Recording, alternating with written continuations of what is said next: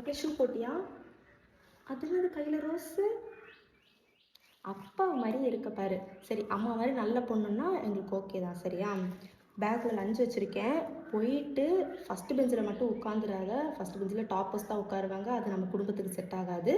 Last bench, கடைசி பெஞ்சிலேயே போய் உட்காரு. சரியா? ரொம்ப முக்கியமான ஒரு விஷயம், மிஸ்ஸுக்கிட்ட ஐ கான்டாக்டே மெயின்டைன் பண்ணிடாத. ஐ கான்டாக்ட் மெயின்டைன் பண்ணிட்டேன்னா உங்ககிட்ட தான் கொஸ்டின் கேட்பாங்க. ஹோம்ஒர்க் ஏதாவது கொடுத்தாங்களா? ஐயோ மறந்துட்டேம்மா. பண்ணலையா? சரி விடு, ஒன்றும் பிரச்சனை இல்லை. மிஸ் கேட்டாங்கன்னா நான் எழுதி வீட்டில் மறந்து வச்சுட்டு வந்துட்டு அம்மா எடுத்துகிட்டு வந்துடுவாங்கன்னு மட்டும் சொல்லு, நானே முடிச்சு எடுத்துகிட்டு வந்துடுறேன். சரியா? ரொம்ப இம்பார்ட்டண்ட்டாக எனக்கு எக்ஸாம் இருக்குன்னு சொன்னேன். எக்ஸாம் எழுதுகிறப்போ விட்டு வச்சுருக்கியா? சரி, இல்லை பரவாயில்ல. அட்லீஸ்ட் பாஸ் மார்க்காவது எப்படியாவது எடுத்துரு. பக்கத்தில் இருக்கவங்க பார்த்தாவது எடுத்துரு.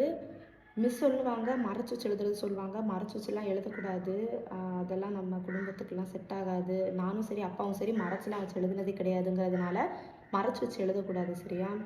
இன்னொன்று, நீ பேப்பர் வந்துட்டு யாராவது பாஸ் பண்ணி எனக்கும் பார்த்து எழுதணும்னு கேட்டால் பேப்பரை வந்துட்டு பயப்படாமல் கொடுக்கணும். அதெல்லாம் மாட்டாது, அதெல்லாம் பிரச்சனை கிடையாது. பேப்பரை வந்துட்டு பயப்படாமல் கொடுத்துட்டு திருப்பி வாங்கிடு.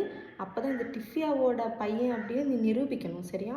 இந்தா பார்த்து போயிட்டு வா. சரியா? பாய். அந்த பொண்ணை ஈவினிங் வீட்டுக்கு கூட்டிட்டு சரியா? நான் பார்க்குறேன். அதுக்கப்புறமா மாட்டிடாதீங்க தயவு செஞ்சு. மாட்டினீங்கன்னா உனக்கு ஒரு அடியோட முடிஞ்சிடும். அந்த பொண்ணுக்கு வீட்டிலலாம் ஃபோன் பண்ணி பேசி அசிங்கப்படுத்திடுவாங்க. அப்புறமா திருப்பி அந்த பொண்ணு பேசுமான்னு கூட எனக்கு தெரியாது. அதனால் பார்த்து பத்திரமா போயிட்டு வா. சரியா? அம்மா அப்பா கிட்ட மட்டும் எதுவும் சொல்லாதீங்க. அப்பா எதுவும் சொல்ல மாட்டாங்க, நான் பார்த்துக்கிறேன். பை.